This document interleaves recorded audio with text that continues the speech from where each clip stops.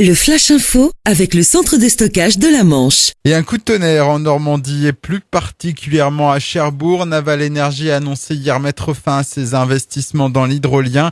La société a expliqué avoir tiré les conséquences de l'absence de soutien public. Une décision qui impacte en tout premier lieu la ville de Cherbourg où la société Naval Group avait inauguré une première usine d'assemblage d'hydroliennes le 14 juin dernier. Les promesses d'emploi s'envolent de la même manière.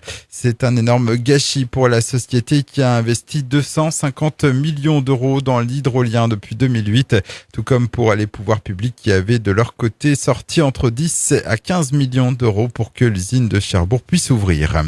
Une dizaine de sapeurs-pompiers des centres de secours de Valognes, Bricbec et Montebourg sont intervenus hier matin sur la Nationale 13 pour un accident de la route survenu à hauteur de Saint-Joseph. Un seul véhicule a été impliqué. La conductrice, une jeune femme de 18 ans circulant dans le sens Cherbourg-Caen, a effectué une sortie de route pour des raisons encore inconnues. Légèrement blessée, elle a été transportée vers le centre hospitalier public du Cotentin.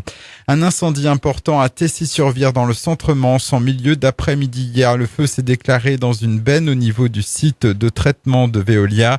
Les flammes se sont ensuite propagées à un bâtiment de 1500 mètres carrés qui a été complètement détruit avant de menacer une station-service qui se trouvait à une cinquantaine de mètres. 35 sapeurs-pompiers, 7 lances à incendie ont été nécessaires pour sécuriser la zone. Un ministre attendu dans la Manche la semaine prochaine, le jeudi 2 août. Laura Flessel, ministre des Sports, sera à Granville. L'ancienne championne olympique d'escrime devrait ensuite se rendre sur la plage du Rosel dans le cadre de l'animation Nager Grandeur Nature. Elle terminera sa venue par la visite de l'école de surf de Siouville-Hague. Laura Flessel répond ainsi à l'invitation de Bertrand Sor et Grégory Galbadon, députés respectifs du Sud-Manche et de Coutances-Valognes. Et puis on les attendait, ils sont finalement bien arrivés. Les bateaux de la Dream Cup, course à la voile entre la Trinité et Cherbourg, ont franchi la ligne d'arrivée hier soir et cette nuit.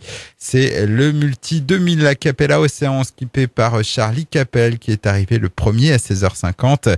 Il remporte donc la course sur le parcours Dream Cup 400. Le Flash Info vous a été présenté par Landra, centre de stockage de la Manche à Digulleville. Pour en savoir plus et visiter notre centre, 0810 120 172, coup d'un appel local.